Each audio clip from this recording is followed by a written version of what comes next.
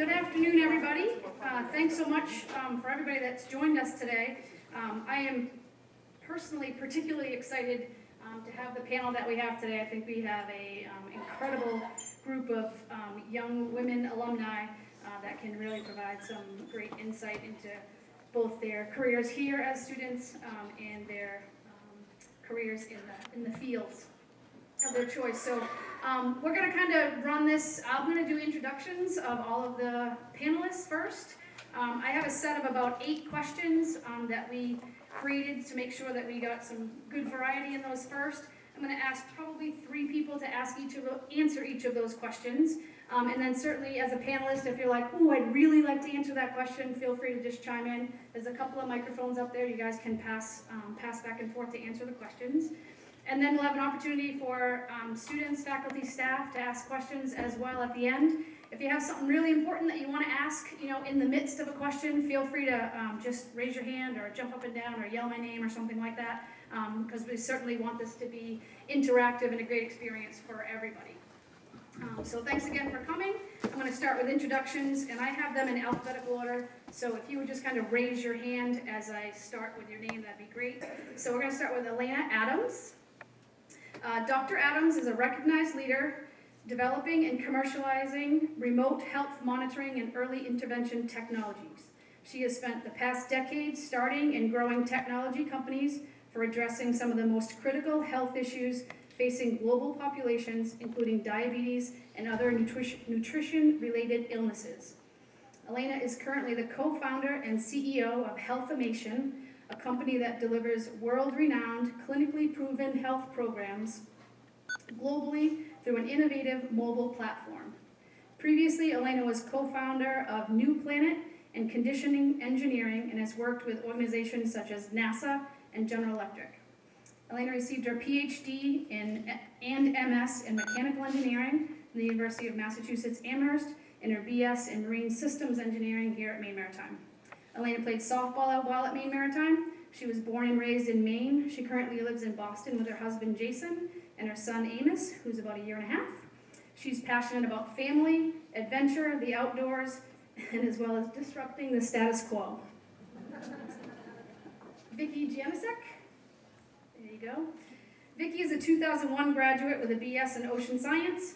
She works as a mechanical engineer at the Portsmouth Naval Shipyard in Portsmouth, New Hampshire. She provides engineering guidance and support to other shipyard engineers and technicians.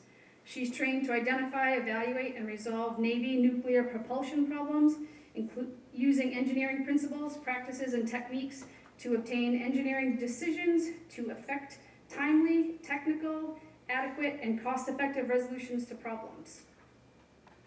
Oops, missed a page there.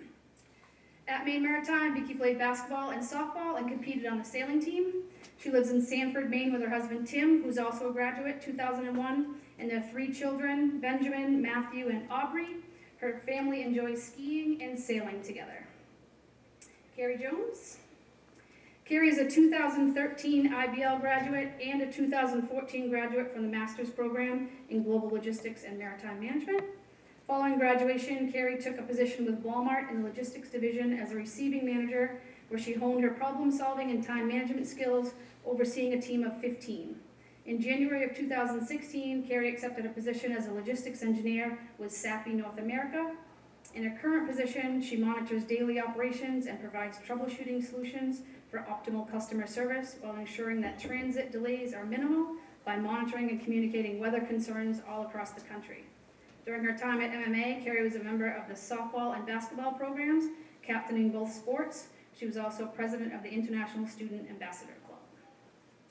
Crystal Parker. Crystal is a 2006 graduate from the Marine Transportation Operations Program. Following graduation, Crystal began her career with Polar Tankers of ConocoPhillips, where she currently sails as chief mate aboard crude oil tankers. She sailed as third mate for 5 years, second mate for another 5, before starting to sail up to chief mate. She's also certified as a first-class pilot, Prince William Sound and Valdez Arm. During her time at Maine Maritime, Crystal captained the women's basketball program and competed in the NCAA tournament, and she was the first and so far only female regimental commander.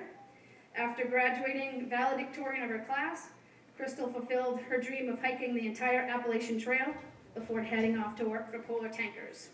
Crystal lives with her partner Emily Mass in Portland, Oregon, in a busy family of toddlers and one very large dog. While at sea, when not at sea, you'll find Crystal hiking, camping, playing with her family and her dog, and enjoying the outdoors. Lindsay Pinkham. Lindsay is a 2004 graduate from the Marine Transportation Operations Program. Since graduation, Lindsay has worked in a variety of areas. She first sailed as a third mate with Tico Ocean Shipping, running foreign voyages between the west coast of the U.S. and Africa. She then came back to MMA and sailed aboard the training ship State of Maine as a training and watch officer before becoming an instructor in the MTO department. She also sailed with Marine Spill Resource Corporation before taking on her current positions as manager at Down East Maritime and owner and president of Midcoast First Aid, where she writes U.S. Coast Guard approved courses, teaches and helps advise mariners on courses needed for licensing upgrade and renewals. Lindsay resides in Warren, Maine, with her husband Michael Percy, and is a current president of the Penobscot Bay Maritime Academy Alumni Association. Jody Powers. Commander Jody Powers is a 1999 graduate in Ocean Studies. She has an MS degree in Applied Ocean Physics and Engineering from the Massachusetts Institute of Technology Woods Hole Oceanographic Institute Joint Program. Jody was commissioned in May of 1999 through the Maine Maritime Academy ROTC program. Upon commissioning, she served as a surface warfare officer before transferring to naval oceanography. At sea, Jody served aboard pre-commissioning unit USS Shoup as a communications officer. She then served as a battle force oceanographer and navigator on the staff of Commander Carrier Strike Group 9 aboard USS Abraham Lincoln. Jody's shore tours include assignments as an instructor and deputy department head of the National Geospatial Intelligence Agency. Those are really big words to even say, let alone do. She was also an operations officer at the Naval Oceanography Anti-Submarine Warfare Center, Stennis Space Center, executive officer of the Naval Ice Center, and METOC, is that right? Geospatial Intelligence Officer for the Chairman of the Joint Chiefs of Staff, Deputy Directorate for Battlespace Awareness. Commander Powers and her husband Frank reside in Slidell, Louisiana, with their children Katrina and Trent. Their family lived aboard a 39-foot vessel for 6 years, 2009 to 2015, and she intends to head back to that life later this year. Jody enjoys sailing, hiking, biking, paddleboarding, and kayaking with her children. Cynthia Prosser. Cynthia graduated in 2006, also with a degree in marine transportation operations. Following graduation, she worked as a ballast control officer with British Petroleum out of Houston, Texas. She returned to Maine and earned a BS in elementary education from the University of Maine. Since her graduation in 2010, she has taught primarily math at a variety of grade levels. She is currently a math and science teacher at Hope Elementary School in Hope, Maine. She taught for 4 years at Searsport Middle High School, right here in Searsport, Maine, and is currently involved in the curriculum development for the Maine Ocean School, a magnet school in Searsport, focusing on marine science, technology, transportation, and engineering. Cynthia lives in Freedom, Maine, with her husband Eric, her stepson Colby, and their dog Sadie. She enjoys spending time with her family and friends, hiking, running, working on her sailboat, being on the water, and creating designs for her own stained glass business. Stacy Sangillo, I knew I was going to get that wrong. Stacy graduated in 2002 with a degree in power engineering technology and minors in business and logistics management, physical science, and the humanities. She stayed a little busy while she was here. Following graduation, Stacy was a field service engineer at Babcock and Wilcox in Ohio. She performed inspections, performance tests and upgrades, and pre-commissioning testing for a variety of equipment. She's also worked in a variety of startup projects, field operations, and optimizations. In 2007, she joined the Naval Facilities Engineering Command in Groton, Connecticut as a mechanical engineer, where she now serves as the utilities manager. Stacy is responsible for the daily operation and maintenance of the Naval submarine-based power plant, where she oversees a crew of 32. She ensures the generation, operation, and maintenance of all utilities for the plant. During her time at MMA, Stacy was a 3-sport athlete, competing in soccer, basketball, and softball. She's one of MMA's top scorers with over 1,000 points in her basketball career and is among the top 10 in many statistical categories for softball and basketball. Stacy was inducted this past fall into the MMA Athletic Hall of Fame. She resides in Plainfield, Connecticut with her husband Ralph, stepson Kyle, and her 2 daughters Haley and Sophia. And last but not least, Sarah Whippert. Sarah is a 2007 graduate from the IBL program.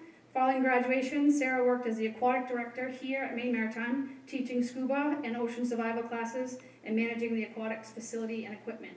Sarah then spent 5 years as a contract specialist administering contracts, supporting the construction of combat ships in Bath, Maine. For 2 years, Sarah was the owner, operator, and primary diver for her own company, Soper Ocean Services in Bath, where she inspected, repaired, and constructed mooring and docking systems, as well as managed more than 100 private docks. Sarah currently serves as an administrative contracting officer for the Defense Contract Management Agency in Salt Lake City, Utah. She manages over 500 active contracts worth nearly $14 billion. In addition, she manages a web store and social media for a small family-owned seafood business in Brunswick, Maine. While at MMA, Sarah was dive club president, played softball, and was a regimental drill team company commander. Sarah spends her spare time splitboarding in the backcountry, rock climbing, and mountain biking with her husband and adventure partner, David, who's also a graduate, 2008. And they have a corgi named Nemo. There you have it. So please welcome all of our panelists.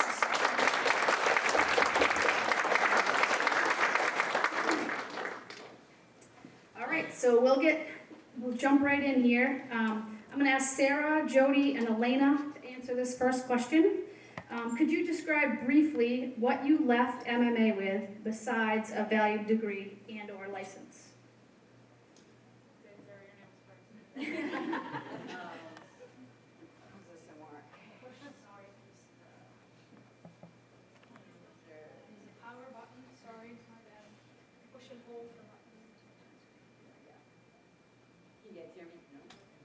Yeah? Okay. Not that I've been told I need a mic very often. Flexibility. I think from my bio, you probably got a little bit of an idea that I've done a lot of different things in a relatively short period of time. I've been an employee. I came out of college and went to work at entry level. But then I've also run my own business. I have been a teacher. I've been a student. I have spent a lot of time doing various different things, wearing a lot of different hats. And I think that's an important thing that Maine Maritime sets you up for, is that you learn not my job is not something that comes out of, I think all the panelists will agree, not my job is not something that we would ever say ourselves. We go out and we do whatever needs to be done to get the job done. So, the flexibility has been a big part of it. I work with civilians, I work with the military, I running my own business and supporting others. So both leader and follower positions.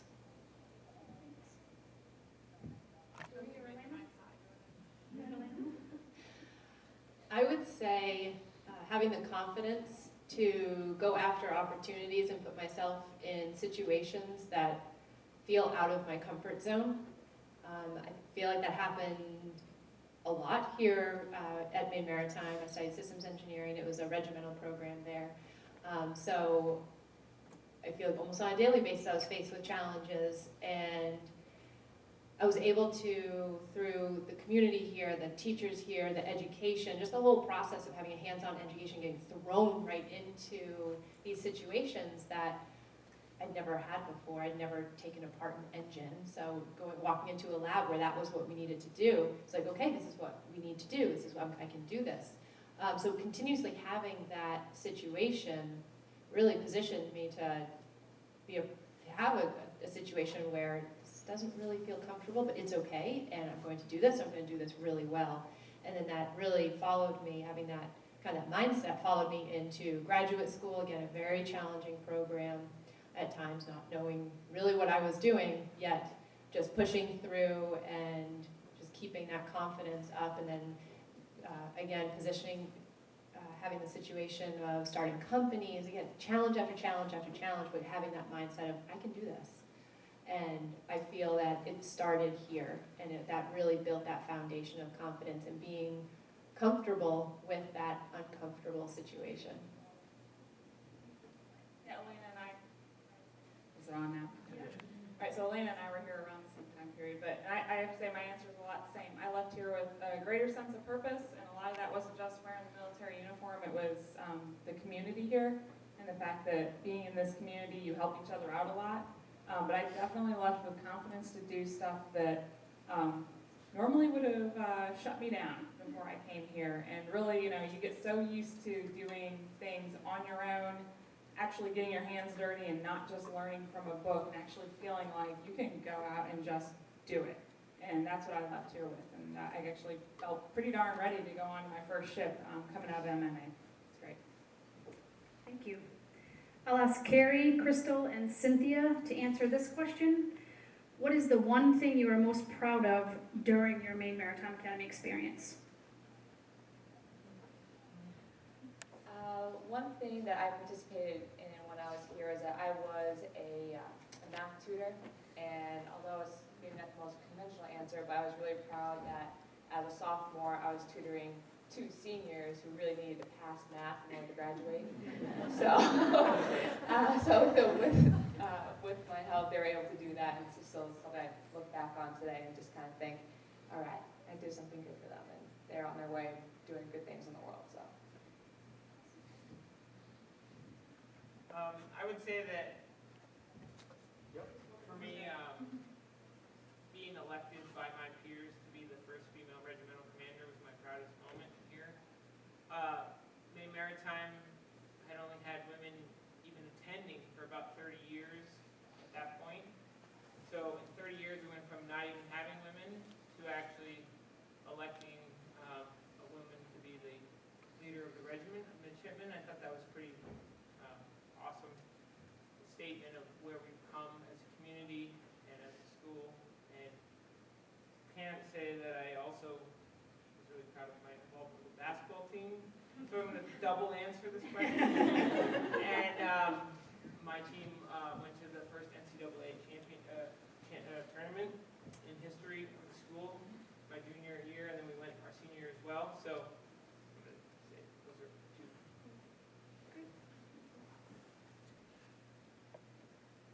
Oh, there's so many things to choose because we did so much in just 4 years. I would say probably taking the tugboat from Castine all the way up to Penobscot, as close as we could get to Bangor in the allotment of our class time, was probably one of the biggest things and one of the things I'm proudest of, because so many steps go into that, of planning it and being ready and facing all those challenges that you just can't foresee when you step onto the boat at that morning. So that's definitely one of the things I'm proudest of when I was attending here. Great, thank you. I'll ask Vicki, Sarah, and Jody to answer this question. What's the one thing you wish you had done or participated in while at MMA that you didn't, and why didn't you?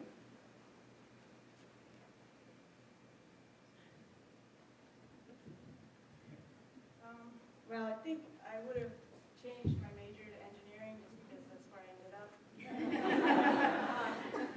But, I mean, the Ocean Studies program is a great program, but it's just not where I went further on down the line. So, I enjoy what I do now. Great. So I think that's the only thing I really regret doing. And I would have probably taken a little more attention during my sailing classes, and probably would have maybe joined the sailing team to try to learn a little bit more and prepare me for when my husband and I were like, yeah, let's go move on to a boat. Why didn't I? I guess because I came from the Midwest, and I was thinking like, I don't really think this is for me, and I wasn't quite busted out of my comfort zone yet at that point, so that's why I didn't do it.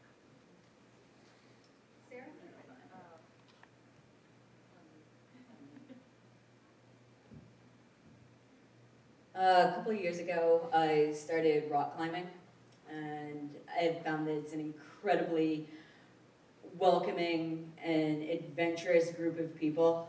I've just had a blast, and they've kind of changed my life.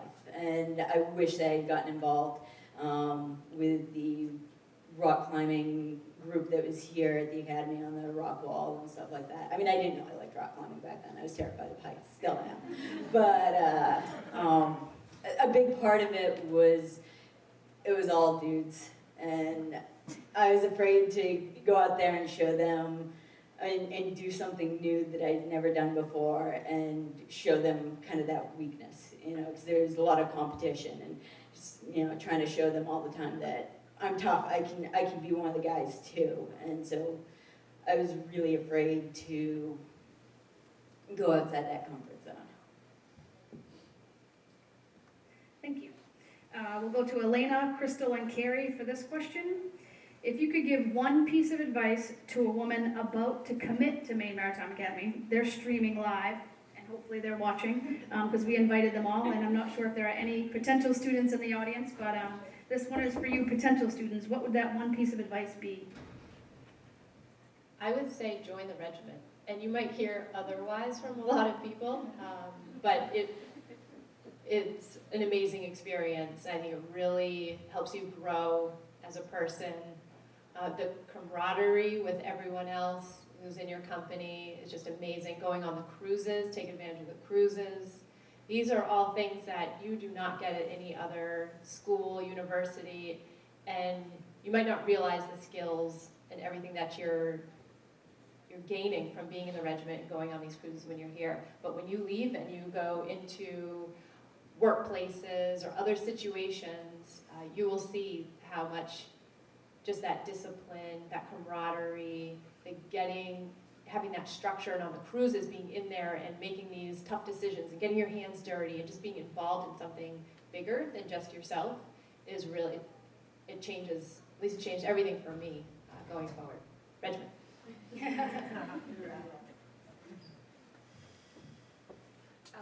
For someone who's just about to come in, I would just kind of put an emphasis on the point that even though we are in a small community, that it can also be like a benefit. I know for me personally, it was really important to have a small student-teacher ratio.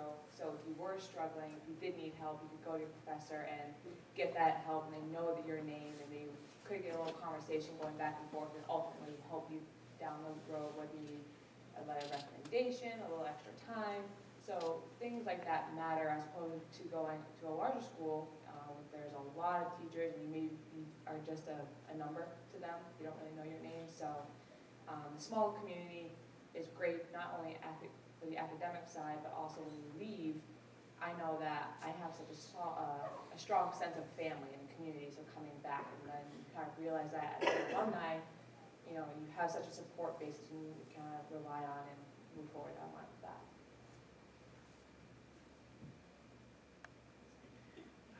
Well, thanks for stealing all my answers, guys.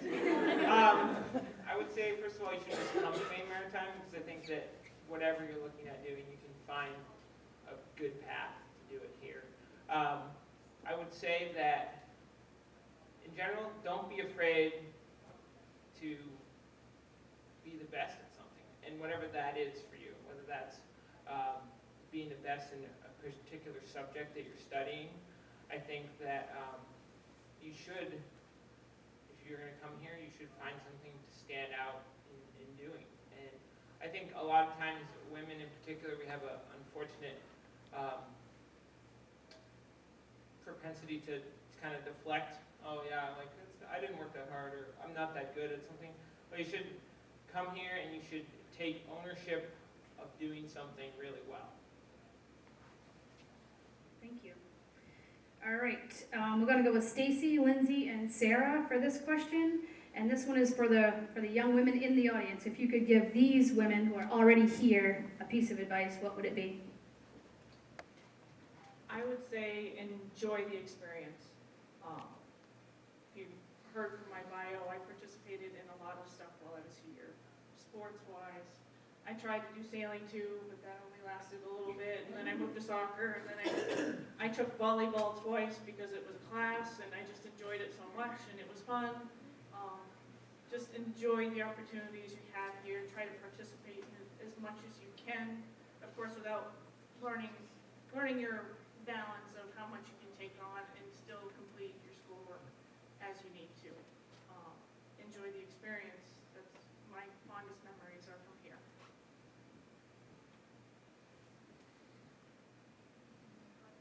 I would say challenge yourself while you're here because you have a great support network within the school, within your classmates. Your classmates will be your lifelong friends, and if you don't challenge yourself here, you're not going to push yourself when you get into the job field. So this is a safe place to take those risks. Take the class that's out of your comfort zone, or join a club, or do a sport that maybe you'd never tried. But at least you can say you've tried it and you'll never regret it. I'd say be nicer to each other. In my experience, and I'm judging by the laughter, we were evil to each other. I mean, like, we said and did bad things because we're so competitive with each other, because we're a small group and we want to be one of the guys. You know, it's just one of those things. You want to try and fit in, and as a result, you end up picking on each other a little bit. And life's hard enough, you know, and college is short, you know, and to spend it, you know, ragging on each other and, you know, just being mean, it's not worth it. So be nicer to each other. I totally did not ask her to say that, and that was just, for you guys' knowledge, we've been having some forums, and one of the things that and about just women experience on this campus, and one of the things that we've talked about is we're not very nice to each other sometimes, and the support system starts right here with each other, and so for you to say that was just perfect. Thank you so much. And again, I didn't plant that seed. So I'm going to ask Carrie, Lindsay, and Stacy to answer this question. What's the most important trait or skill that you brought with you to your workplace that helped you earn the respect of your coworkers? I would say having the courage to step out of my comfort zone, that maybe I don't want to do something, but I need to do it, and it's part of my job, and be able to fall back that I have the skills, I have the training to do this. You know, by being in the regiment, going on crews, being exposed to things that most people aren't exposed to during their college education, really helped me get over fears. When I came here, I was very scared of my own shadow, and when I left, I had confidence to actually go out. And my first job a week after I graduated, I flew to the West Coast and jumped on a ship bound for Africa full of men, and was okay with it. And before MMA, I would have never done anything like that. It mentioned in my bio that my first job out here as a manager for Walmart Logistics in a warehouse that is based out of Lewiston, Maine. And, you know, we talk about how this school prepares you for leadership, you know, also being a captain of 2 sports for both soccer and basketball, you know, again, it's a leadership role. So, you know, you have these opportunities to kind of put yourself out there and learn what type of leader you are and kind of translate that into what type of manager you may be. So putting yourself through those different situations, whether it's through a game or anything else, you know, while I was at Walmart, I knew that you couldn't demand respect. You kind of had to earn that through hard work and kind of proving yourself. So I wasn't going to be this 20-something-year-old coming into the warehouse of managing 15 people who had been there for probably 20 plus years just themselves and saying, okay, here's how you're going to do your job. It was, no, okay, teach me, you know, work with me, what do you know, let me use your knowledge, and then I would just have to make decisions because that was my job. So it's just earning the respect and kind of knowing what you have to do from there. That's kind of how I did it. So on my end of things, I would say the technical knowledge that I gained from Maine Maritime helped me get respect in the workplace. I originally, when I applied for my job at Subbase New London, I put in for boiler plant operator. I had my, that was the position that was open. I wanted to get my foot in the door. I wasn't hired as a boiler plant operator. They saw the resume and they're like, you could be a mechanical engineer. I'm like, yeah, I could be. I didn't know there was a position open. but they interviewed me, it's like, we're gonna hire you as a mechanical engineer. So I got there, I was a mechanical engineer for a year. I went to the power plant, walked amongst the guys, which there's still only me and 30 guys in the plant. It's a reality in that industry. Walked around, talked with them.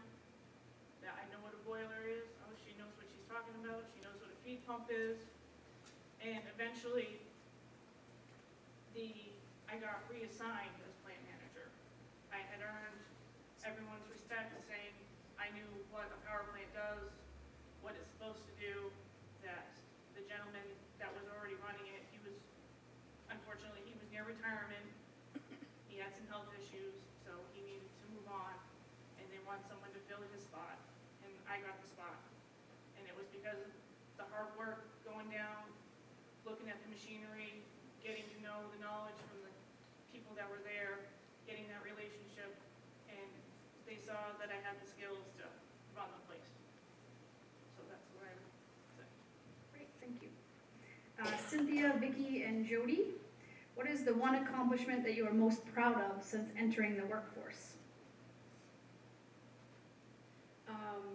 I would say the one thing I'm most proud of is being selected by the school that I was working at and being selected by the NELMS, I don't remember what it stands for, New England League of Middle Schools, I think, to present at their 2015 conference in Providence, Rhode Island. It's a big conference. There's even international interest in that, and I got to present and talk to people from all over the country on 2 different subject areas. So it was really exciting. I'm very proud of that. Go ahead, Jody. Okay. That's a zinger. I guess it's probably getting selected for the job I'm in right now. I'm currently commanding officer, and I can't say that when I sat in the seats you guys were sitting in right there that I ever thought that's what I was going to be doing when I joined the Navy. But this has been an opportunity to work with my sailors and see the potential in that and help them recognize it, and I am proud to do that every single day.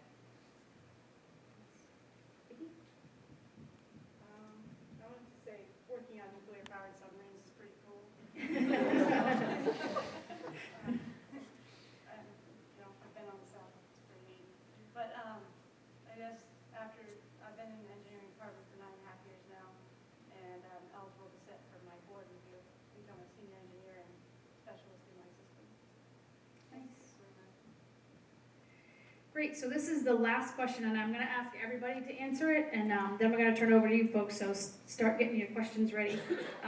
So here's the question. Everyone has their own vision of what their work-life balance should be. How do you achieve your personal work-life balance your personal work-life goals? I guess I'll start down here. First of all, this is a really tough question. This is something that I have struggled with from day one. The reason I left federal service the first time was because I did a really lousy job. I started the job, I get really excited, I put everything I had into it, and I burnt out in 4.5 years. That's not how to go about doing it.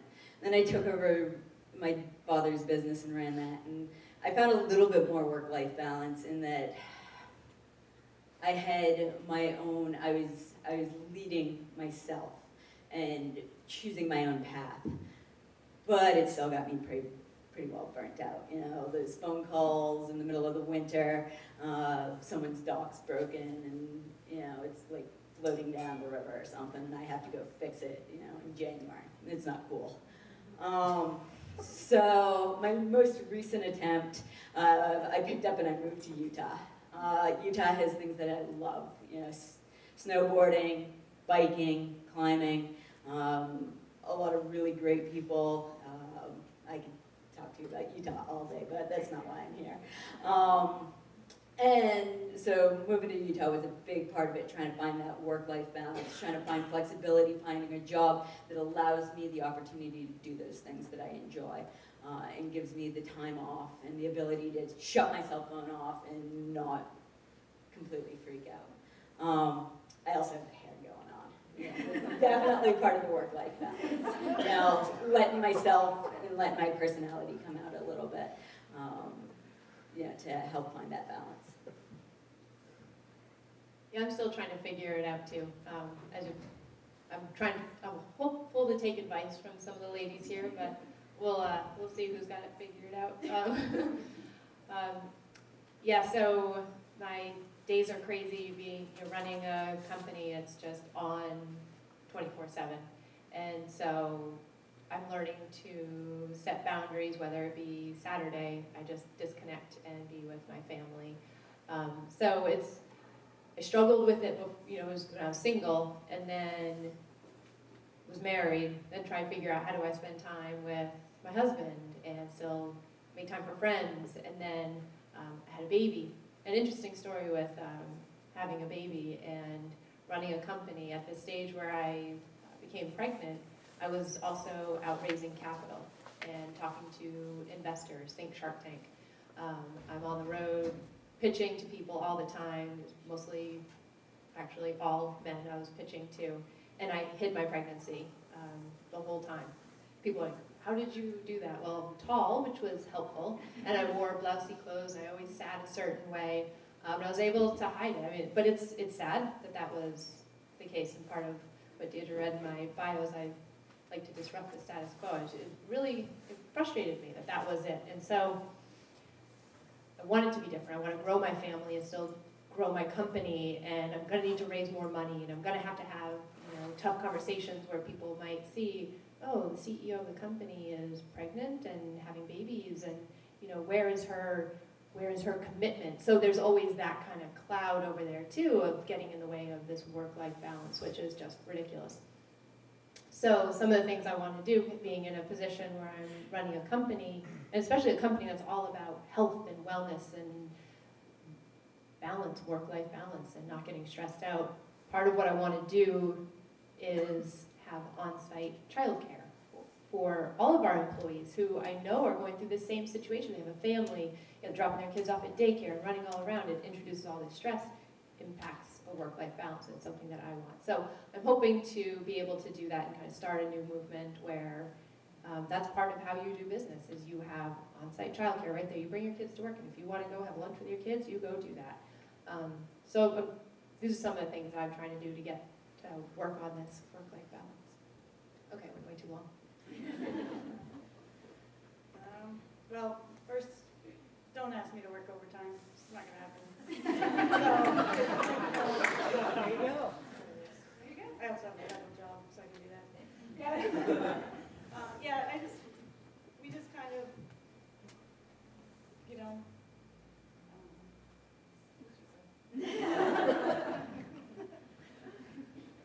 My story is a little bit different. I am single. I live in Portland. So I work like a 9-to-5 job. I have an hour lunch, so it's easy for me to find time to, disconnect, find time for myself. So I enjoy catching up with old friends, a lot of alumni that were from here on the weekends, or even disconnecting and going to a dog park with my little 4-legged child that I have, and disconnecting from there. So I just really just kind of taking an hour of the day, or just scheduling your time to, okay, I either need to be around friends and have fun, or I need to be in a cave and watch Netflix all day and recharge and kind of figure out what works for you.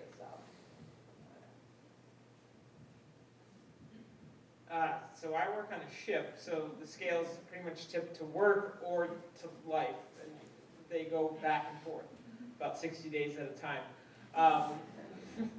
But it is actually a wonderful thing for me. I love it. It's what I've done for the last 10 plus years, and when I'm on the ship, I pretty much eat, breathe, and sleep, work. Literally, don't sleep much. Work a lot, and I love it. I love what I do, and when I'm home, I can pretty much put that completely away and engage with my family, my friends, and doing all the things I love to do. The wonderful thing is that technology has really come a long ways in the last 10 years. And now, instead of this archaic I say archaic email system, and people out there are going to laugh at me, but I mean, it was like, we'd have to log on to a special internal email system, and it was very cumbersome when I first started working there, and now I can sit in my stateroom and FaceTime with my kids. And it just has changed my experience at work incredibly. And I mean, that is something that has impacted a lot of people in our industries. That's great. Well, I probably struggle more with the work-life balance than most people like Elena. I own my own business, and if you ask my husband, I work too much, and I do not take enough time for myself, which is really hard because you can never shut the phone off when you own a business and you have people working for you. It's 24/7. I do find that I take my 5 to 6 a.m. and go to the gym every morning, and I've met a great group of women there, and we're hiking Mount Katahdin, and we're taking time to do that on the weekends. But I definitely need to get better at finding that balance. And if I have any advice, don't let your job rule your world. Because once you get to the point where you're always on and you're always working, it's really hard to shut the phone off and take that step back and spend the time that you should be spending with your family and friends and letting yourself decompress. Because there was definitely a time a couple years ago where I wanted to close the doors of my business, and I was like, I'm done, I'm going back shipping. I want my 60 days on, 60 days off, 60 days of Saturdays. So the balance is really important, and you just got to find what works for you. All right, hopefully by the time you're down to me, you realize that we don't exactly have this perfectly figured out yet, okay? And that's why I love when people say the work-life balance, like it's a thing that actually perfectly exists and some kind of mold that we just take it and we all do it. So that's the reality. It is different for every single person. In my case, I had to make a pretty serious choice about continuing on my naval career and going out on about a 9-ish month deployment, knowing that my 2 kids were going to be at home with my husband. It required him to make a pretty significant commitment as well. And so making those decisions for me as a work-life balance is making sure that whole team is involved. Now my kids are older and mouthier, and they actually have a little bit of a say in where we go now as a military family, and that's been huge, is having that whole team working together. But I'll tell you, when I was starting out and thinking that I had to have all this perfect, right? That's what success is I've got the work-life balance, and it's perfect, it's perfect. 2 professional women in my field, Michelle Alumnae and Anne-Marie Slaughter, were the 2 people that I read about that finally broke the myth of this perfect work-life balance for me. And the thing Michelle Alumnae actually said, I went and saw her speak, and it was that you can absolutely have it all. She's like, but in my experience, you just can't have it all at the exact same time. And for me, I can't agree with her more. I feel like when I'm at work, giving all to my sailors, giving all to my mission, that I am cheating my family a little. I'm just cheating them just a little bit. But then when I feel like, honestly, I'm up here goofing off with you guys, hanging out with my college classmates and all of you guys, I'm actually cheating both, my family and my sailors that are back there still doing the job. So I have to just live with that in every single decision I make. I know that I'm not going to hit 100% at every single goal that I've got going at any one time, and I'm okay with having to pick which goal wins each day. So today, the future of MMA and hanging out with you guys actually won. So that's how I balance it. And the power of no. 2 most powerful letters you need to learn how to use. No. Yeah, down by this end of the table, we're starting to echo each other. So I would say, honestly, initially when I came out of New Maritime, I really failed at this. I was totally into the job, and that disconnect between your life when you're home, and it feels like it stops when you're out at sea or you're out on a rig. And I didn't find a very good balance, so I stepped away from it, and I went in another direction that I felt very passionate about, because I think the people that go to Maine Maritime Academy, we go here and we feel very passionately about what we're doing, and it's really important to us. So to have something that's just a job, it's hard. It's hard to do that because you feel like you're investing a lot of your time doing those things. So don't be afraid to fail and switch directions. That's not a reflection of you and your life as a whole. It's just where you're going to go next. But when you're doing something, be there, be in that moment. Give everything to what you're doing. When you're home, be there with your family. Make sure that you are continuing to find the things that are important to you, your creative outlets, and just really don't be afraid to step off in any direction that you feel is right for you. So you're more than a job, you're more than just going home every single night, and don't forget. Okay, I don't know what to say now. I guess I'll start with just some semblance of after I graduated Maine Maritime, I didn't know what to do with myself. Yeah, I had a job, and I moved to a new state, no friends or family in that state, and so I did my 8 hours at the office or 8 hours at a power plant, and I'd come home and I'd be like, hi, cat. Got the cat. I need something to do. I need to find a hobby. Which my apartment happened to be next to a golf course, and the company I was with, they do a lot of golf outings. I'm like, well, I guess I'll pick up golf because it's right next door. But learning to be flexible with what your life's given you at that moment. So I spent the 3 or 4 years with being a service engineer, which sent me all over New England, Pennsylvania, New York City. And I was single, and I had my free time. I had worked at a power plant, which some plants were demanding. They wanted you there for 10 hours a day and then go home, sleep, and come back. But some of them were like, okay, you're done your 8 hours because we're not paying overtime for you, so go get out of here. But then you're in a new state where, okay, what do I do here?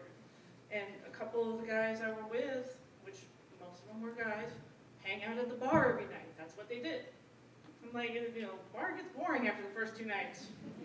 You gotta find something else to do, because we're stuck in this state for 4 months. We can't just go to the bar every night. So I ended up volunteering at an animal shelter at that stint. It's like, okay, I go walk dogs after work, and that was more interesting to me than going to the bar every night with a whole bunch of men. That's just the point I was in my life. It was just like, I'm honestly not a big drinker. I did drink at Maine Maritime. People can say the stories about puking on the floor and all that stuff. I got them too. But man, I wasn't a huge drinker then, and I didn't want to get drunk with a whole bunch of men I didn't know. So, but I figured out that, okay, this is the time I have for myself. I had a good job after Maine Maritime. I was making money, putting money in the bank. And eventually I did meet a person that I decided to be my husband. Yeah, I'll take you. I love you. Okay. So yeah, life had to change after that. Moved from Ohio. If you're working in Connecticut, I got to figure out how to get over there. So I took a job transfer to New Jersey. Yeah, that's not Connecticut. No, field office in New Jersey. They let me work telecommute from Connecticut, assigned me to New York City. But then I was still in New York City for the full weeks at a time. Only went back to Connecticut on the weekends. What do I do in the evenings in New York City? I'm in New York City. Broadway plays. Hello, yes. Broadway plays, drag queen restaurants. I experienced all of it. So that's what I did. And finally, yes, I finally got pregnant. Oh, okay, life had to change again. Had a kid, still doing the field service engineer work. When, for some reason, after I had a kid, they decided it was the best thing for me to work 3rd shift at a power plant in Massachusetts. Did I mention I was in Connecticut, with a newborn? Yeah, send me to Massachusetts. But that screwed up my system completely. Pumping breast milk at 3 o'clock in the morning because I was awake. Yep, I'll do this at the office. Come back. On my days off, my breasts were leaking all over the bed. So, but that was just, that was the consequence of working the night shift. Had to feed my kid somehow. So eventually when I got pregnant with my 2nd kid, yeah, I guess the field service life had to end for me. So that's when I applied for my job as a boiler plant operator and finally settled down. Still trying to find that work-life balance between 2 kids and a husband, because some husbands are just as needy as kids. They really are. So, yes. She was just reminded that this is live streaming. I know my husband's not watching it. But life changes and learns without. That's what I would say. All right, so there we go.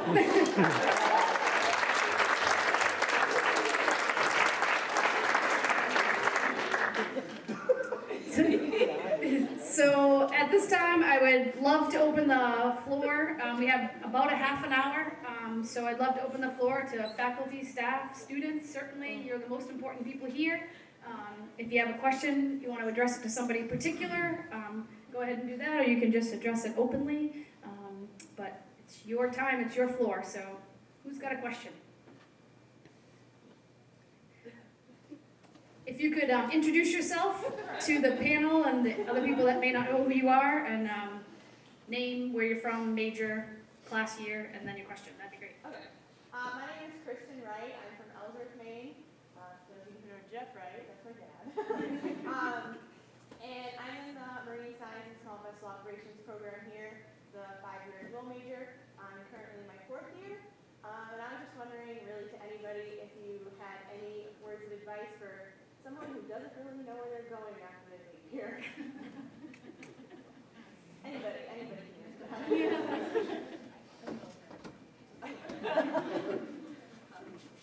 Go for it.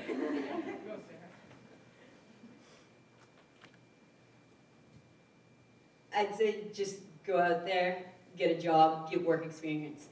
I've seen a lot of classmates that didn't really know where they were going, and so they went back to school, and they racked up a lot of debt, and then they came out of grad school, and they still didn't know where they were going.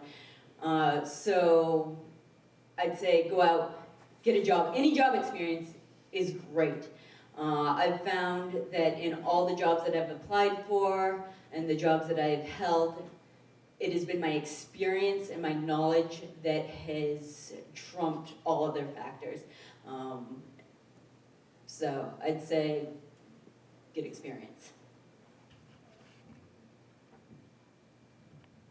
To piggyback on that also, I kind of did this when I was getting internships, co-ops, but also trying to figure out where I want to go after college, was choose what's going to be best for your resume, because your first job isn't probably going to be where you're going to be for the rest of your life. So if it's your second or third job, at least moving forward, they can look back and be like, oh, no kidding, this is where you work, tell me more about it. So if it comes down to a pro and con, or what it may be, maybe you sacrifice the first year, it's not where you really want to be, but it's a great company, you could learn so much from that. That's kind of what I would base it off of. Also, choose something completely different. Maybe you want to go to the Mediterranean, Caribbean, go somewhere that maybe is a great this is a great season of your life to take an adventure and work somewhere that you would maybe not work for the rest of your life.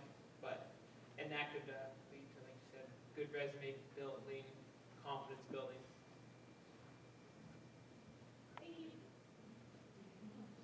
Who else? You had your hand up. Come on. Go ahead. I'm from Edgemere, my name is Claire, I'm a freshman, but anyways, I was just wondering how you all got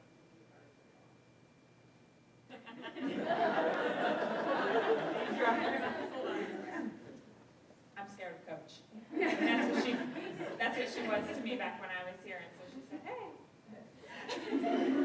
So the power of Facebook really is probably the main way. I started with everybody that I had ever coached here at Maine Maritime and other connections with students, and then said, hey, anybody who's friends with anybody else, tag them. And I just said, you know, we're looking for somewhere between 5 and 10 women. We'd like to have all majors represented, and you know, people that are interested in just coming back and sharing their experience. And so we had 2 other panelists that unfortunately their work experience pulled them away. One, Christy Cooper, who was a non-traditional student when she came. She went to the military first and then came here, and she works, I'm going to draw a blank now, but she lives in, up in the Lincoln area, and she's a power engineering major, and she just got called to Belgium, so she's away on business.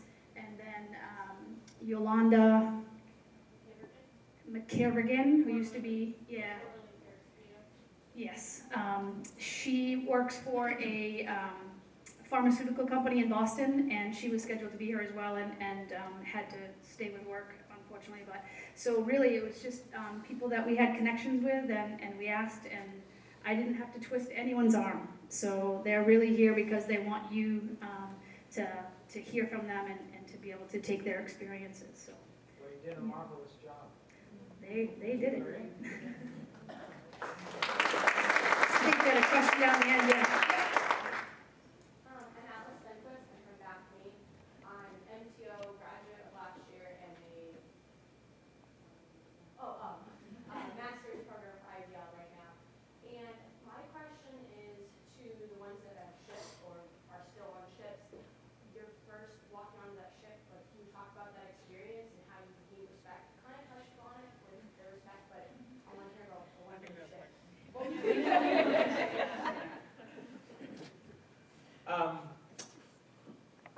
Let's see. Well, I remember the first time I walked into a merchant ship, I was super nervous. And I walked up to the captain's office, and he said, "Go to the hospital for a drug test." And I was like, it was just a, random drug test. That was just the, normal life. But it's a nerve-wracking experience to walk on your ship in any capacity, whatever rating you're in. I think that if you are polite and humble, and you show an insatiable desire to learn, that you're going to gain respect. I would say that the third mates or cadets that I have most enjoyed sailing with, I didn't care as much what they already knew as much as that they wanted to learn. And I recently described someone who I wasn't super excited about sailing with as that she just lacked that fire in her belly. And that's what I would say you need to bring.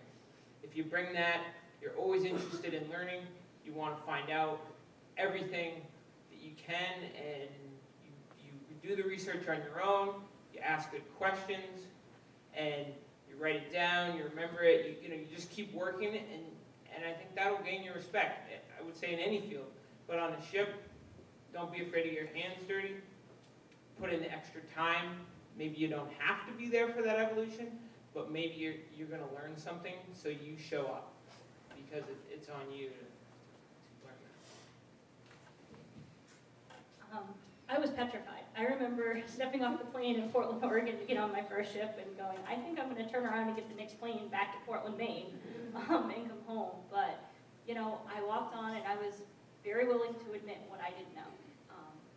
I was actually met by another female graduate when I stepped on board. She was the captain, and the chief mate was from my hometown of Blue Bay Harbor. So I was lucky there, but it was nerve-wracking because they changed out 24 hours after I got on the boat, and I had a completely new crew of all guys that were hawse pipers. None of them were academy grads.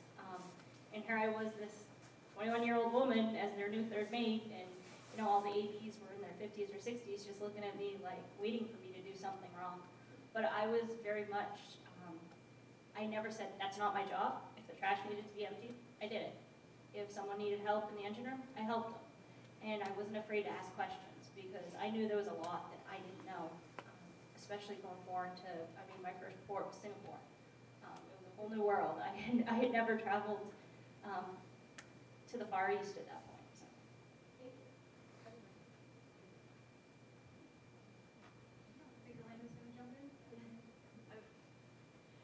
I have a pretty funny story from when I went cadet shipping.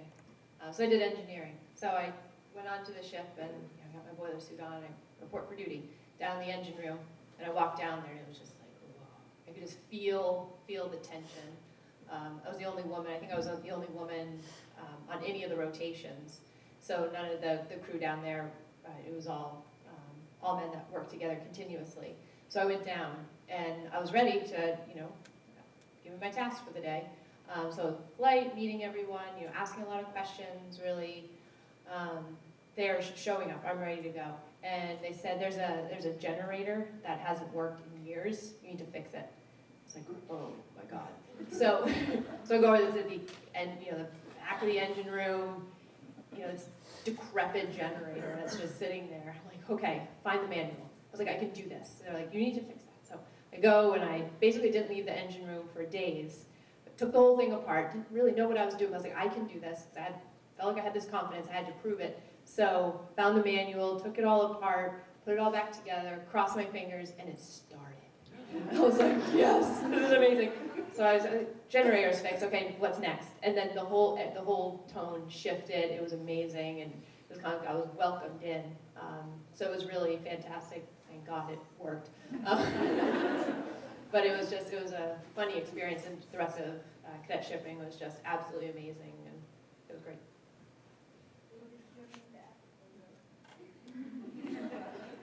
Uh-oh, Coach Dagan has a question.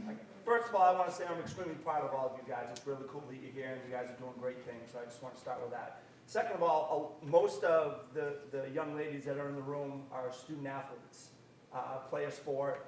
There's a lot of young kids in here, and I was hoping that you could speak to your experience as what role athletics played in your experience as a student athlete here at Maine Maritime, and how maybe that helped shape you and your time here. And Crystal, if maybe at some point in time, if you could speak to just your expertise in croquet along the way, that'd be great too.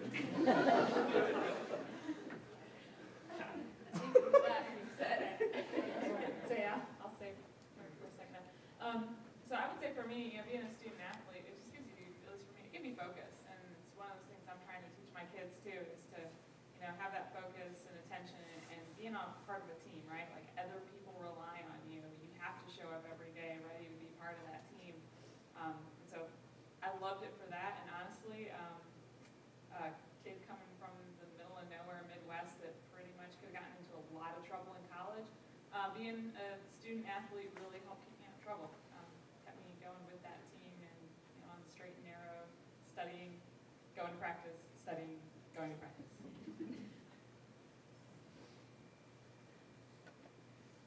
So I liked how you phrased that question, Coach Dagan, how it shaped you. So my experience was, yes, I played 3 sports. I went to practice every day, made that commitment. So I learned time management skills to get my homework done and participate in stuff I wanted to do. But you always heard that myth about freshman 10, you come here, you have all this access to food. It really is graduate 30. I'm serious, because I stopped taking practice, stopped going to practices for 2 hours a day, wasn't in my mindset to go to the gym after I graduated. I still had the same diet and all that stuff, but that was the shape that happened. Wasn't really what I intended with the question. Improving time management. So my first steps on Maine Maritime were actually due to the sailing team. You get to come a little bit early and you do preseason sailing. And I would say my memories with the sailing team and the softball team are probably some of my favorite memories. You just have this group of women around you and you're participating in something that's not getting graded on it. You're just trying to be really great at something and have fun and build those connections. So it definitely adds to the whole experience.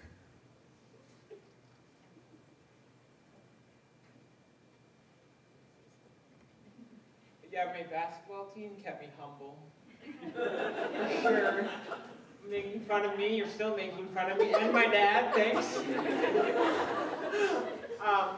No, but really support community, and some of my closest friends are still people I play basketball with. I have at least 4 of them on my favorites on my phone, so you can tell I call them a lot, and that's 11 years ago, so.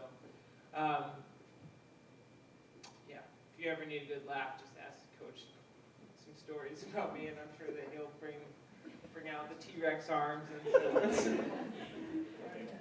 He already has. Somebody just said he already has. Yeah. So, yeah. Anybody else? I was add on to the sense of the community and having quality friends. And I know coming early, because I had to come early for soccer. It was that first initiation of this is Maine Maritime, and here's my first group of friends. And I just find it funny, to this day, there are people's weddings I'm going to just because of the sport aspect. Whether it's my old teammates or even on the men's team because the teams were so close. And so so there's just a lot of things that kind of carry on past graduation that, you know, outside of the time management, outside of, you know, the other things you may learn from life experiences through sports, it's just the friendships and the type of person you tend to be as you come out of it. So.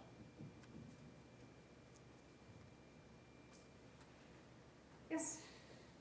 Okay, my name's Kate Dowdy, and I'm a fifth year in the marine biology small vessel dual major program, and I was, possibly, I was wondering if you had advice on resumes, and so like in your experience, what you put on a resume that thought feedback that was like helpful, or in your experience in hiring people, I don't know if maybe you have experience in that, but you talked about like the importance of once you meet someone in a job, like you're looking for that fire in your belly you were describing, but what about before you have a chance to make a face-to-face impression? How can you make a good impression on paper? Great question. I actually have a story about a resume, so I'm glad you brought it up. But to answer your question, I think, like, I know it's different. Like a business resume can be a lot different as to somebody who's an engineer or on a deck or whatever it may be. But like having keywords, you know, I was responsible for, develop like keywords like that. You don't have to know who you are as a person, but at a quick glance, if they can say, wow, look at all the things that they were in charge of, or look what they kind of did just at first glance, they're kind of like those words that just kind of pop off the page. I also, this kind of gets into my story, where I mentioned that I was a math tutor, so that was clearly on my resume. However, here I was a math and physics tutor. That's what the title was here, so therefore I put it on my resume, math and physics tutor for 4 years. So I get to SAPI, and they say, oh, great, you're math and physics tutor. You know, why don't you work on a project where you can analyze the heat loss of the building and therefore do a cost analysis of what you could, because with your physics background, that would be, you know, perfect for you. It's like, I should specify that I struggle to get a B in physics. Not necessarily the best thing for you. So when it comes to your resume, be honest, but also make sure what you want on there is not true what you want to be there. Not physics. So I want to add to that from the applying for jobs aspect. Maine Maritime has gotten me some really weird jobs because they're just really interested in that. Applying, one of the other jobs I had while attending college the second time was a legal secretary. He's like, Maine Maritime, why? Like, so I went through the whole story, and it's a really great way to talk about the things that are important to you. Now, being on the other side of that, acting on hiring committees, actually hired 2 of my bosses, which is strange. But you definitely need to put down the things that are important to you, that you want people to know about you. Do not put everything on your resume. There's not space for that. But if you are really excited about being on the sailing team, put that on there, because you will make the connections with the job that is right for you more easily if you do that. And you're far more likely to be selected as a candidate who cares about something and has certain interests and is multidimensional versus someone who tries to put everything down on their resume or is trying to impress the people that they're applying for by putting down things that you think they want to hear. That's not the case. Be you. And let that shine through on your resume, and always write a cover letter. Always. I hire in some kind of odd ways, but I will tell you, you know, right now you're like, okay, but I've been a student, right? You're kind of like, oh, how do I do that, right? Hey, you're a student in a place where you are actually getting hands-on, applied learning, and that is not happening all around you with all the people you're competing for jobs with. And so you've got a whole bunch of folks that I recognize, a few of them right behind you there, that can help you guys craft, you know, these projects that you're doing that take you, you know, an entire term, you know, that you're actually designing your project, executing your project, reporting out on your project. These folks can help you craft that into some sort of practical, you know, job wording for the job that you're going for. But you guys are actually getting to do more than just learn out of a book here, and that reflects very, very well on resumes across the board. So I would also say, make sure you have multiple resumes, because you can do the one-page resume. Some employers require the one-page resume, but I know from government hiring, I've seen resumes that are 32 pages long that will tell me how a thermocouple works. Because some resumes go through a computer system and they're just looking for those keywords, and it will be seen by an HR rep before you actually get to the technical person who wants to see it. So try to get familiar with what company you're applying for, whether they want the 1 or 2 page resume, or if it's going through a computer system and they're looking for keywords, then you want that 20-page resume. It may be a pain in the butt to do, but that's what you gotta do. And then a resume is just part of the picture too. It's always good to leverage your network and people you know, and if there's a company that you really want to work with, but you feel like you're just gonna be a, one in the stack of many, find someone else that works at that company that you know that can put your name in, and then you can try to contact people if that company allows that. That's how I do a lot of the hiring for our company. It's through trusted people, people that I know who recommend someone. So there's usually some type of connection. So it's really good to leverage that network and people that you know. I think there was another question right in front of her. Yeah, go ahead. My name is Mary Kay. I'm from Brownfield, Maine, and I'm in the systems license track. I love my major, but I'm always kind of questioning myself because I think I would like the other majors here as well. I'm kind of wondering how you all transferred fields while you're in industry. It seems like you've done a bunch of different things. So if there are any obstacles once you're out there, and what skills you learned to transfer. I have not transferred fields. But no, I'm gonna, this is where she's starting to bitch it. So my friend Chrissy is sitting here in the front row, and she and I have had this conversation. She's a 99 Ocean Studies graduate, and how much science are you doing right now? 0, okay.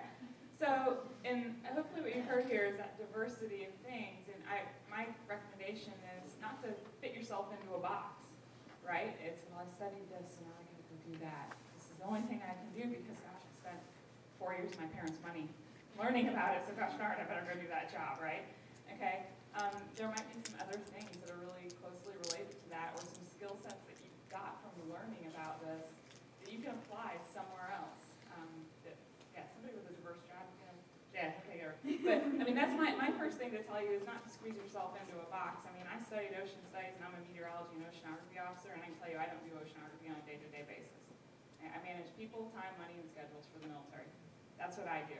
And that's nothing that was in maybe 1 class or 2 classes, but and just not to fit yourself into a box and say that just because I have this 1 degree, I have to have that title in whatever job I'm going for. That is absolutely not true. My favorite Kristen. All right, so she's your other resource on that. Sarah, go ahead.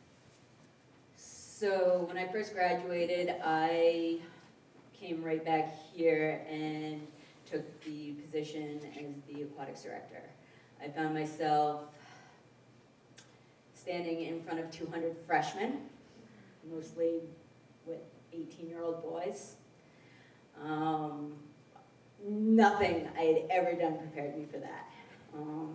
And I got a lot from the adults, because I was an adult at that point, from the adults in my life saying, well, don't you want to do something in your field? Don't you want to, whatever my field is, I mean, I was a business major. So, I mean, it's a really broad area to begin with. But it was just this incredible opportunity that came upon me. It just, landed in my lap. I was working with the previous aquatics director. He'd been here forever. He taught my dad how to scuba dive.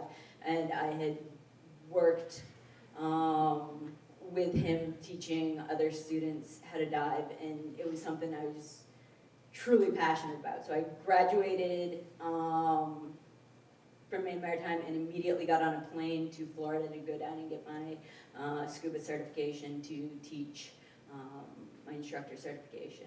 And it was definitely not what I had intended. When I came to Maine Maritime, I had intended to go ROTC. I was going to join the Navy. That was my path. I was going to get out of Maine. I was going to go as far away as I possibly could, and then the next thing I knew, I was still in Maine 8 years later. So you never know where your career is going to take you or how you're going to progress. And a lot of people will say, well, is this what you went to school for? Is this really what you're interested in? And it's important to not be afraid to do something different. I mean, I had 3 years where I drove a barge. I didn't learn how to drive a barge here at the academy. I taught myself to drive a barge. Sure wish I had taken a few more of those SBO classes while I was here. I probably wouldn't have ripped my lower. Anyway, yeah, I demoed a couple engines, but and destroyed a lot of props. Like, we found a place where we could buy replacement props for about $50 because I was working in very shallow water and it was pretty routine for me to ding these things up. Business major, but I found myself driving a barge. So don't be afraid to try different things and just follow where life leads, because it's not going to be, in most cases, down the path that you set out on the onset. So I didn't follow my original path either. I originally came to Maine Maritime for the Ocean Studies program. I did, I believe, 3 semesters in Ocean Studies. Got to geology, found out sand was fish poop and shells and all that stuff. And then I was like, you know what, maybe I want to observe the ocean from far away. But all through high school, I was just like, I'm gonna, I went to Hawaii, I saw whales, I want to work with whales, and that was my whole mindset going through high school, and Maine Maritime, learn about marine life. Then I got there and I was just like, nah, it's not working out for me. So I did switch to business. Went through IBL. That's not where I ended up. Went through another semester of business and I was just like, nah. I found it wasn't, for IBL for me was not challenging enough at that point in my life. So I'm like, I better switch to another major or I'm gonna have to switch schools. So finally I ended up at Power Engineering Technology, and my parents paid another year for me. It took me 5 years to graduate, but anyway, that's where I ended up in life. When I got here, I didn't know where I wanted to go. I thought I did, but I ended up changing my path along the way. Professor Loomis. Wait, can I say one more thing? Sure. Well, the thing is, if you have a license, if you're going to graduate here with a license and you've worked for it for 4 years, I would encourage you to give it a shot, like to sail on it for at least a while, because you don't know until you do it whether you're going to like it. And then if you decide that's not for you, go do something else. And especially if you're financially responsible, when you are sailing for whatever period of time, you'll have really good opportunities to do something else after that. Professor Loomis. I need to tell you how wonderfully rewarding it is for faculty to be able to see and actually hear how wonderfully successful you all have been. It's a great reward for us. I have a question. It sounds like from what you have answered and all the questions that have been asked, that you all are managing people, money, and things for the most part in various different kinds of ways. Tell us what kinds of characteristics and skills that you're looking for when you're interviewing new people for the potential positions that you have. Soft skills or hard skills?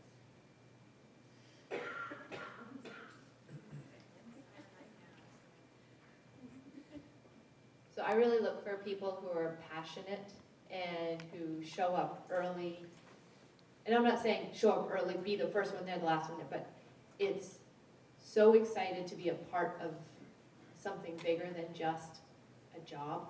I really look for that, people who want to learn, who ask questions, who get involved, who throw themselves right in. People can learn. So I'm not looking for a specific skill set all the time. It depends on what the job is. But really someone who wants to show up every day, be a part of a team. Teamwork is huge, being able to work independently, but then also being able to come together and collaborate and listen and ask questions, take direction, and be able to run with that and really have a sense of ownership for whatever task it is you're doing. That's what I look for in someone.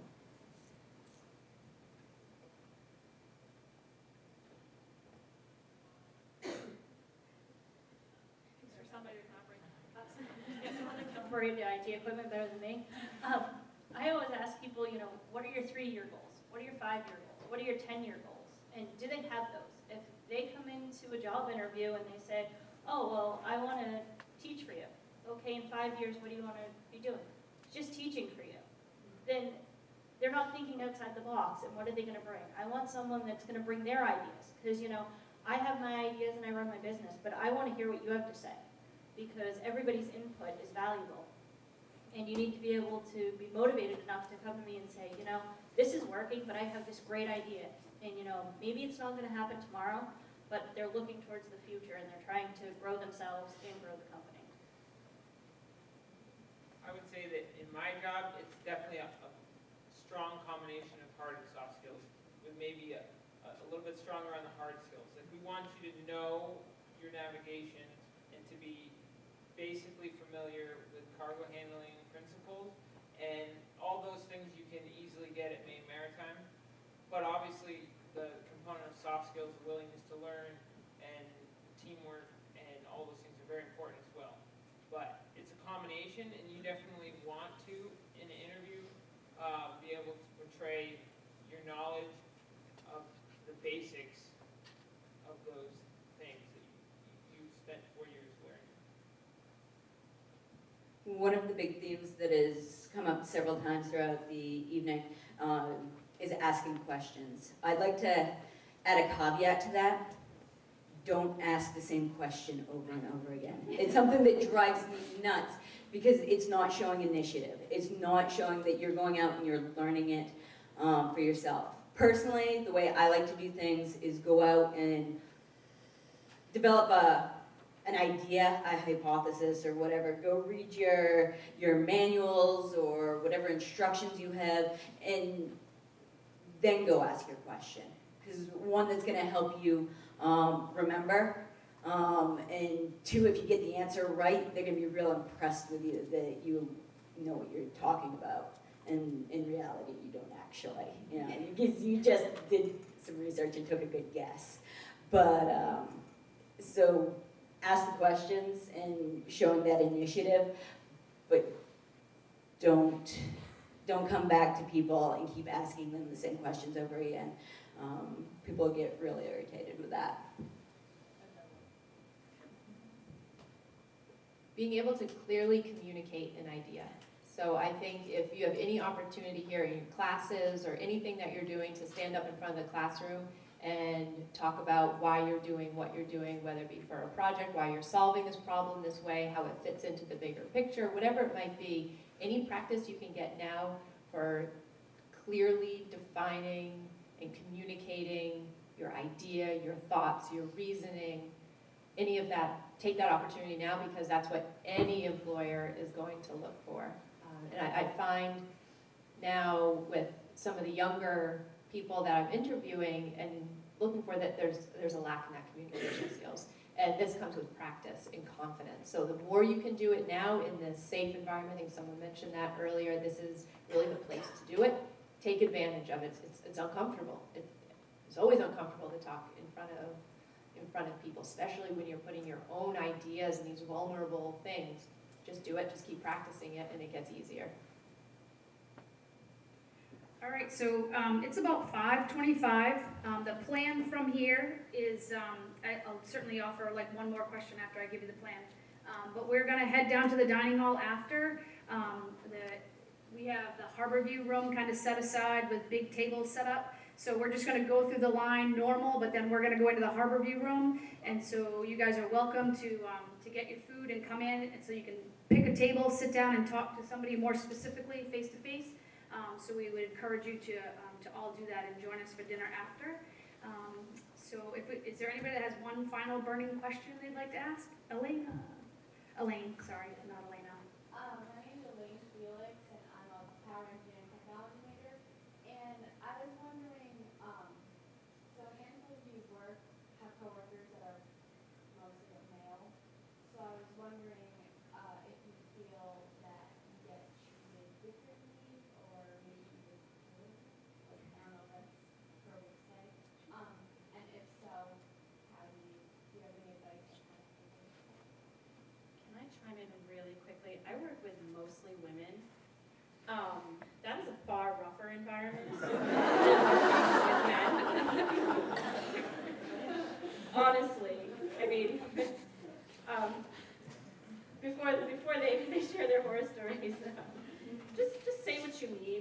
working with other women and build each other up. Because there's always somebody around the next corner to take you down, and it shouldn't be women taking other women down. So, Amen, sister. My short answer was no. I mean, to me, anybody that comes to work and, does their job and does it really well, male or female, I have definitely not had a problem. My first job was surface warfare destroyer, for female officers on board. So, it was a little tight, but, I haven't experienced, a horrible environment at all. And I don't know if that makes me a rare naval officer or not, but, it's been pretty awesome all the way through. And honestly, I showed up at the maritime and didn't actually know that there was such a low female ratio until I showed up. I apparently didn't catch that in the advertisements. I didn't even know that until I showed up here. I was kind of counting around. What the heck? And so I don't know. It's just for me, it's been working alongside my shipmates has always been just fine. So I got a few stories. The biggest one that really stands out was when I was running my own business. I ran the show. My husband did the heavy lifting. He's not a super go-getter. I drive the boat, literally and figuratively.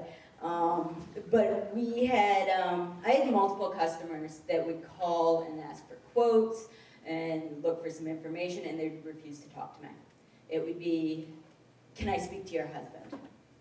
And that was a kick in the head. I mean, it really hurt, because here I am doing the hard work, and then I'd have to hand over the phone to him because they'd refuse to talk to me, and he'd just sit there stammering because I was the one that, does all the business side of stuff, and prepped all the quotes and really sold our product.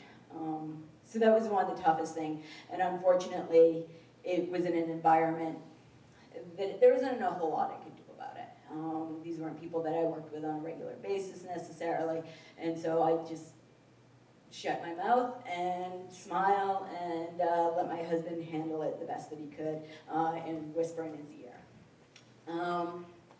And then as a contracting officer for the DoD, I am almost always the youngest person in the room, and I am almost always the only female in the room. And it can be a challenge. Most of the time, they're not the military folks. The military folks have been great to work with in my experience.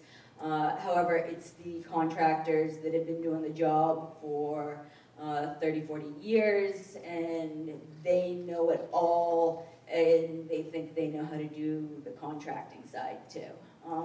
And things can be a little condescending sometimes. They will try and put words in your mouth, and it's challenging. And you smile and say, with all due respect, sir, that's not correct. I would not feel comfortable doing it that way or signing off on that because I am signature authority. That's what a contracting officer does, is I am the be-all, end-all say for decision-making on DoD programs when it comes to signing off and committing the government. These engineers, they might know a lot about their product, but they don't know the legal side of things. And so being patient with them and smiling helps, and trying to not let my temper get the best of me.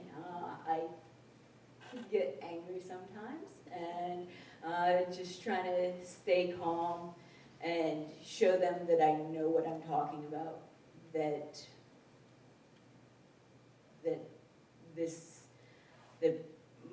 I am not just some young woman sitting in the room, that I do have experience and the knowledge to make the decisions and take the risks.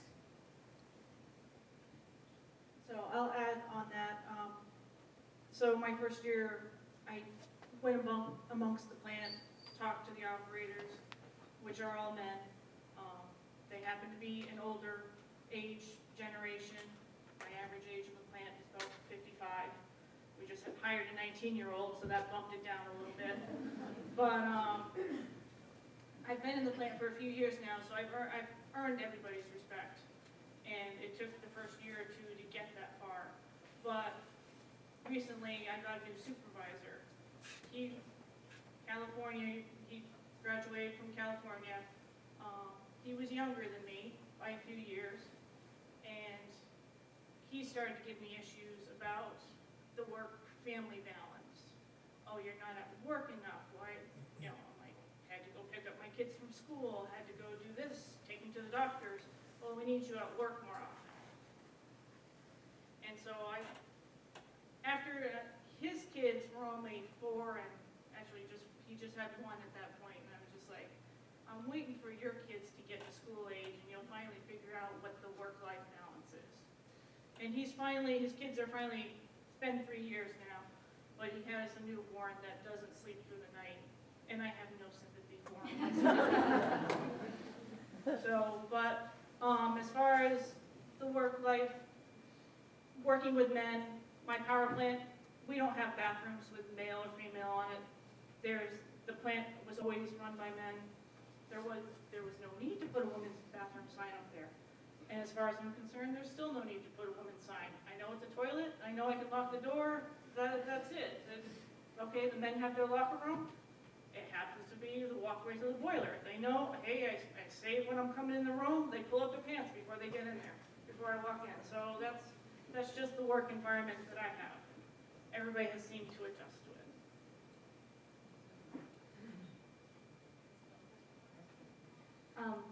I ship and I work with all men now. The one thing I will say is if you give respect, they'll give you respect back. And I've never had a problem with the men that I work with as a whole, but they don't treat me differently, and I treat them with respect, and they treat me with respect. And just always remember that. Don't treat them differently, and they won't treat you differently. I would say if you're working for a quality organization, you should have no problem. If you are having problems and your supervisor isn't handling it with all the seriousness in the world, you need to leave that job no matter what, and you need to go somewhere else. Because that's not an operation that is worth your time.